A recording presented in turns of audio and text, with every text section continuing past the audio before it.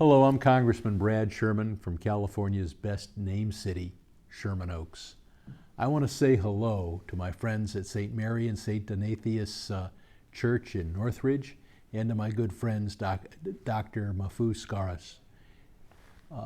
Thank you so much for inviting me to make remarks during this Coptic Solidarity's annual virtual conference. I look forward to the opportunity to be able to address you in person here in Washington, D.C. sometime soon. For 25 years, I've been a member of the House Foreign Affairs Committee, and for 25 years, I've continuously called for the end of the persecution of Egypt's Coptic Christians. I am also a member of the Religious Minorities in the Middle East Caucus and the International Religious Freedom Caucus. Back in 2019, Coptic Solidarity honored me with its annual Leadership Award due to my many years of advocacy and my strong support for Coptic equality and religious freedom. Thank you again, Coptic Solidarity, for honoring me with that award. Unfortunately, the arbitrary detention of Coptic and human rights activists continues in Egypt. As recently as October of last year, I joined with my colleagues in sending letters to President Sisi urging the immediate release of human rights defenders, lawyers, journalists, political activists, and other prisoners of conscience in Egypt. These individuals should never have been imprisoned in the first place. In September of 2020, the Middle East and North Africa Subcommittee, on which I have served for many years, held a long overdue hearing on the human rights situation in Egypt.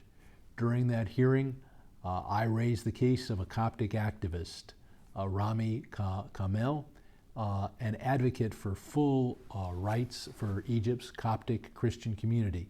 We must not allow the Egyptian government to punish or try to silence Coptic advocates, and when they do so, they must be held to account.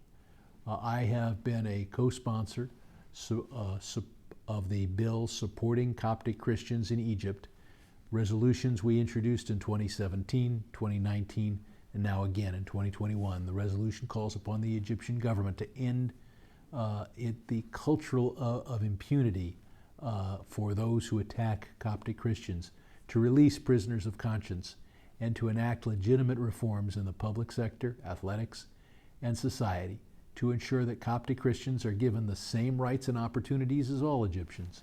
The bill acknowledges the importance of the U.S.-Egypt partnership and Egypt's role in fighting terrorism and violent extremism. I look forward to working with my colleagues on the Foreign Affairs Committee, on which I've served for 25 years, to get that important resolution passed. In recent years, I've met with President Sisi, with the Egyptian Foreign Minister Shukri, and various Egyptian ambassadors. In all those meetings, I make the message clear. I support the protection of the Egypt's Coptic community. Congress is paying attention and will not let the Coptic community be forgotten. And we oppose, of course, the violence that we unfortunately see against Egypt's Coptic community.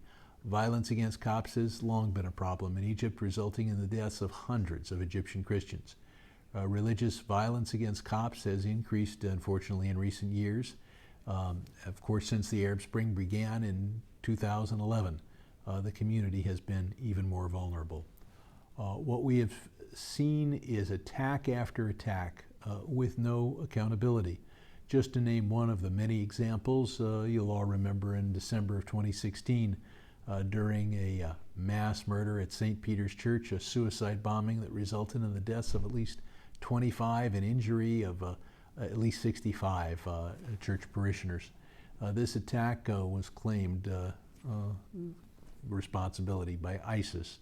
Following this attack, I joined with Congressman Lott of Michigan and others in writing a bipartisan letter to the Egyptian ambassador urging increased security force protection for Copts in particularly Coptic churches. In August of 2013, Islamist-led mobs burned and destroyed various Christian religious properties, including churches, properties owned by Christians in Egypt, following the removal of the government led by the Muslim Brotherhood. That's why I was the chief Democratic co-sponsor of House Resolution 5974, the Coptic Churches Accountability Act. That bill would have required the State Department to report to Congress on the progress made in Egypt to restore those churches and other Coptic property damaged in August 2013 when those extremist mobs did their violence. The mobs that ransacked churches across the country, and that must never happen again. The Egyptian government needs to increase security for its own Coptic citizens. I look forward to working with you to do everything a Congress can do to support the Coptic community. Thank you. I'm Congressman Brad Sherman.